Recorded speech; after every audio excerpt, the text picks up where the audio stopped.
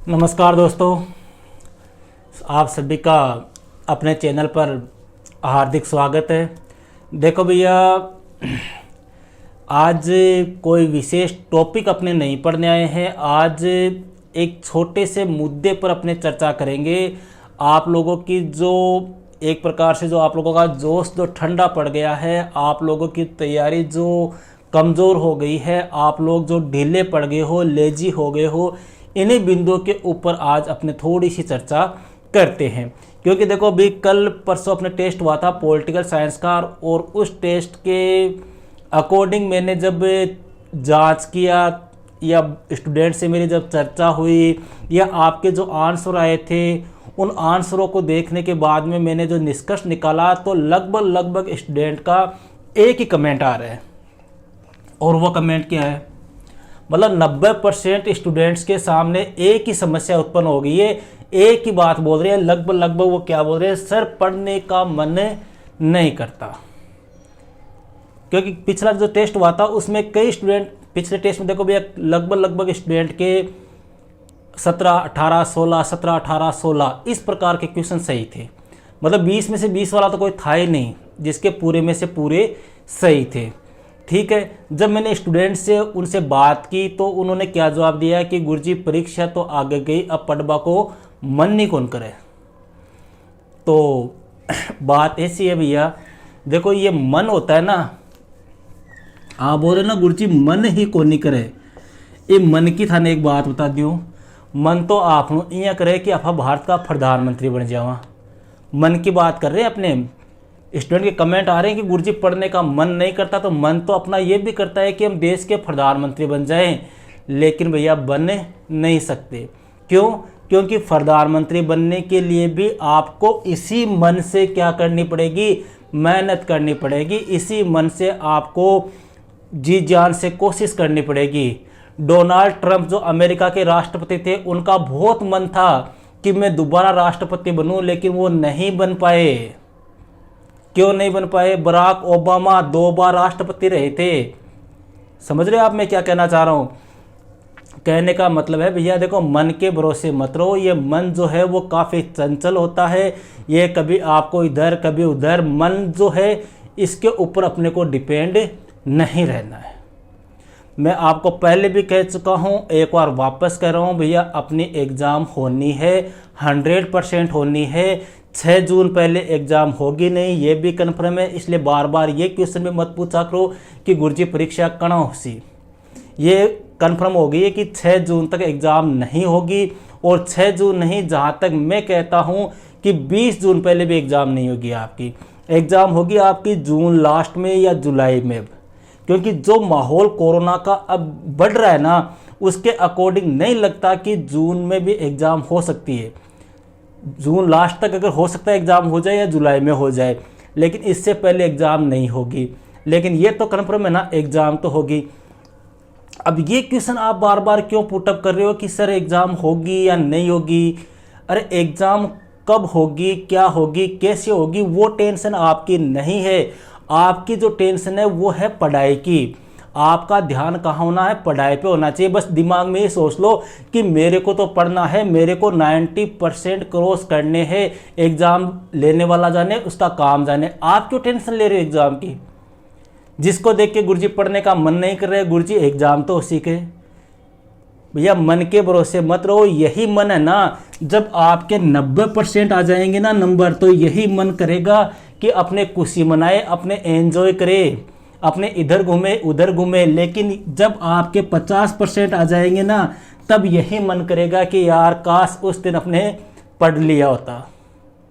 समझ रहे हो? इसी मन की वजह से हर साल जब रिजल्ट आता है तो लाखों स्टूडेंट सुसाइड करते हैं। कारण क्या?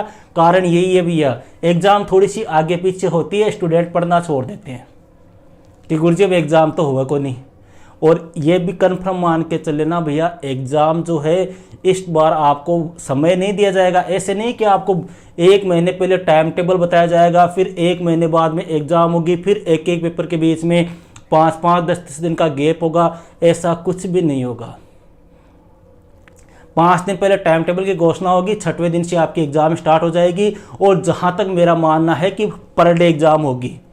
ऐसे नहीं कि एक पेपर हो गया फिर 3 दिन की छुट्टी आ गई, ऐसा बिल्कुल भी नहीं होगा, क्योंकि गवर्नमेंट भी ये चाहेगी कि जल्दी से जल्दी एग्ज़ाम करवा दी जाए।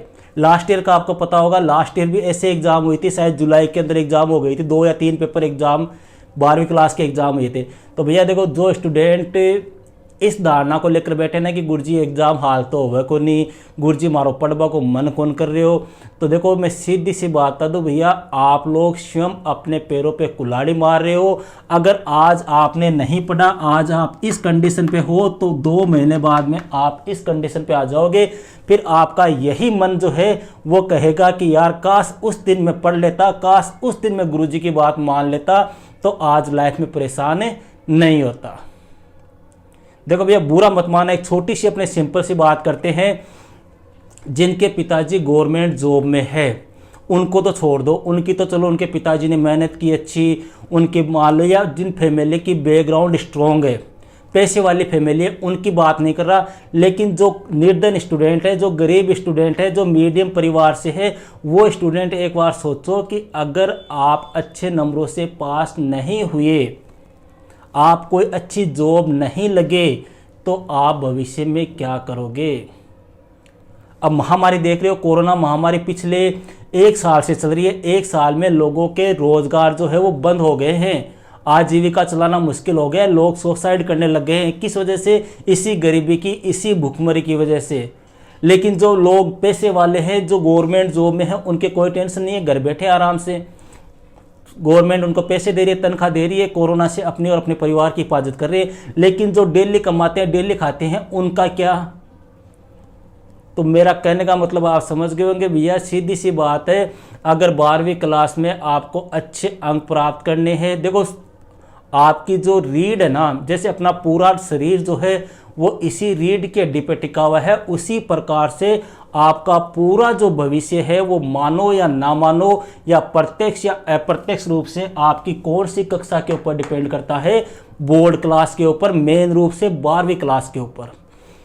12वीं पास करने के बाद में कुछ स्टूडेंट्स जो है वो IIT की तैयारी करते हैं, कोई मेडिकल में जाते हैं, या कोई अदर NDA, एयरफोर्स, कोई भी मान लो आप कोई भी जॉब की तैयारी आप करोगे, तो भैया वहाँ पे आपके सबसे पहले क्या काम आएंगे? परसेंटेज काम आएंगे।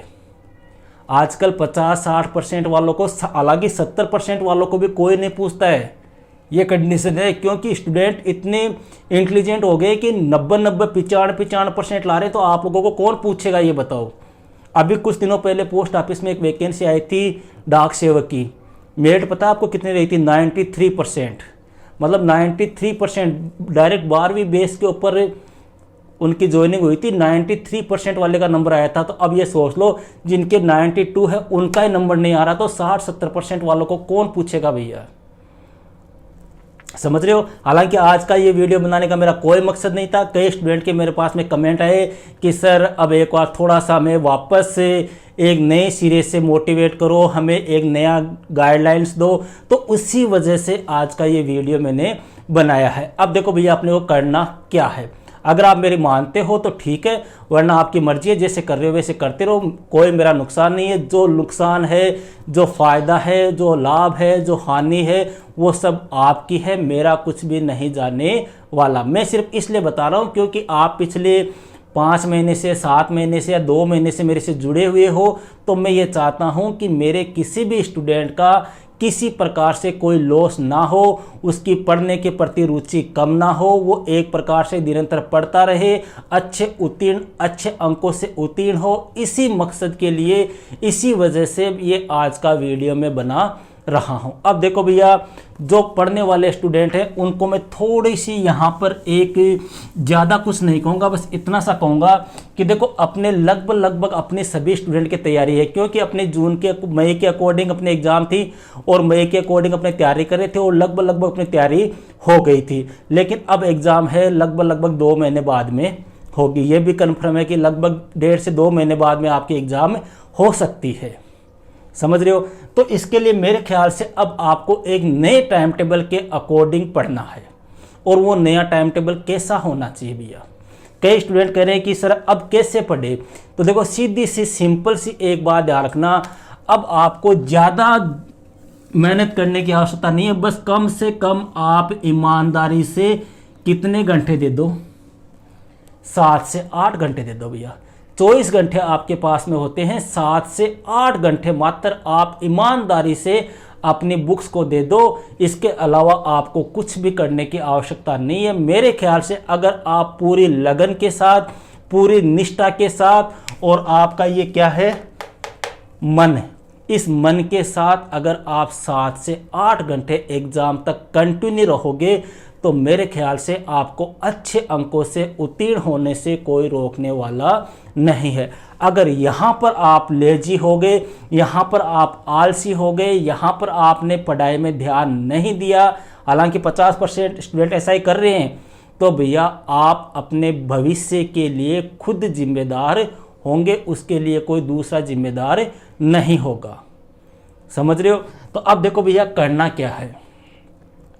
मेरे ख्याल से देखो भैया, एक सिंपल सा आपको एक टाइम टेबल बता रहा हूँ, उस टाइम टेबल को फॉलो कर लो। और वो टाइम टेबल भी ऐसा है जिसको आप आराम से आसानी से फॉलो कर सकते हो, कोई विशेष कुछ भी नहीं करना है। देखो भैया, सबसे पहला क्या करना है, आपको 5 बजे उठना है। 5 बजे आप लोग क्या करो, उठ जाओ। मेरे ख्याल से कोई विशेष प्रॉब्लम नहीं होगी। 5 बजे उठ जाओ या 5:15 उठ जाओ या 5:30 तक उठ जाओ, मतलब आपको 6 बजे तक क्या करना है, उठ के आराम से फ्रेश व्रेश होके चाय पानी पी के 6 बजे तक आपको फ्री हो जाना है। फिर 6 से लेके भैया जो 10 बजे तक का टाइम है, समझ रहे हो, ध्यान से समझ लेना, 6 से लेके 10 बजे तक का जो टाइम है, इसमें 4 घंटे हो गए। 4 घंटे भी नहीं तो आप 4 घंटे पढ़ते हो तो बहुत अच्छी बात है, वरना इस टाइम में आप कम से कम कितने घंटे पढ़ो, 3 घंटे पढ़ो। देखो कई स्टूडेंट ये भी पूछते हैं कि सर सुबह पढ़ना चाहिए शाम को पढ़ना चाहिए। देखो कहते तो ऐसे हैं कि सुबह पढ़ा हुआ जल्दी याद होता है, माइंड फ्रेश होता है, लेकिन मेरा ये कहना है कि सुबह पढ़ो, शाम को पढ़ो, कभी पढ़ो, जब आपका मन करे ना तब पढ़ो, लेकिन जब भी पढ़ो ना पूरी निष्ठा के साथ, पूरी लगन के साथ, पूरी ईमानदारी के साथ में पढ़ो। 6 से 10 का अपने टाइम हो गया, 3 घंटे आप यहाँ आराम से निकाल सकते हो। फिर आपको चाहिए रेस्ट। 10 बजे से लेकर 2 बजे तक, इस 10 से लेकर 2 बजे के बीच में आप चाहे से सो सकते हो, खाना खा लो, मोबाइल चलाना है मोबाइल चला लो, यूट्यूब पे आप वीडियो देखते हो वो देख लो, या आप कोई पर्सन वगैरह सॉल्व करते हो तो वो कर लो। बहुत है, मेरे ख्याल से 4 घंटे आपके लिए बहुत है, ठीक है। फिर वापस भैया आप 3 से लेके जो 6 बजे तक का टाइम है, 3 घंटे है, यहाँ पर आप कम से कम कितने घंटे पढ़ो, 2 घंटे। 3 से लेके 6, हालांकि टाइम 3 घंटे का है, लेकिन मान लो बाय चांस बीच में कोई काम हो जाए या कोई इमरजेंसी हो जाए तो ज़्यादा भी नहीं तो यहाँ पर आपको कितने घंटे का टाइम निकालना है, 2 घंटे का आपको टाइम निकालना है। फिर इसके बाद है भैया 6 से लेके 8 तक आप वापस यही प्रक्रिया कर सकते हो। आपको बाहर घूमना है, दोस्तों से मिलना है, खाना खाना है, मोबाइल चलाना है, कुछ भी करना है, ये 2 घंटे मेरे ख्याल से बहुत है। वापस आ जाओ 8 से लेके 11, 3 घंटे हो गए। 3 घंटों में आप अगर यहाँ पे रात के समय मेरे ख्याल से कोई विशेष काम नहीं होता तो यहाँ पर आप 3 घंटे आराम से कर सकते हो। टोटल कर लो भैया, 3 2 5 5 3 कितने हो गए, 8। अपना एवरेज क्या आ रहा है, 7 से 8। तो ये टाइम टेबल मैंने इसलिए बताया क्योंकि आपको यहाँ पर फुल टाइम भी दे दिया है। ऐसा भी नहीं कि आपके पढ़ने में प्रेशर रहेगा, आराम से रिलैक्स से पढ़ो, कोई दिक्कत नहीं है। मोबाइल देखते हो मोबाइल देखो, यूट्यूब पे पढ़ते हो यूट्यूब पे पढ़ो, बुक से पढ़ते हो बुक से पढ़ो, नोट से पढ़ते हो नोट से पढ़ो, लेकिन ये मन में ठान लो कि मेरे को इतने घंटे तो एक दिन में निकालने ही है। 7 से 8 घंटे आप निकाल रहे हो भैया, 17 से 18 घंटे आपके पास है, फ्री है, वहाँ पे आप कुछ भी करो, कोई दिक्कत नहीं है। ये टाइम टेबल भैया आप मेरे ख्याल से आप सभी स्टूडेंट को फॉलो करना चाहिए। बाकी आप लोगों की इच्छा है, आप सभी समझदार हो, ज़्यादा समझाने की आपको आवश्यकता नहीं है। ओके भैया, तो कल मिलते हैं फिर हिस्ट्री के टेस्ट में।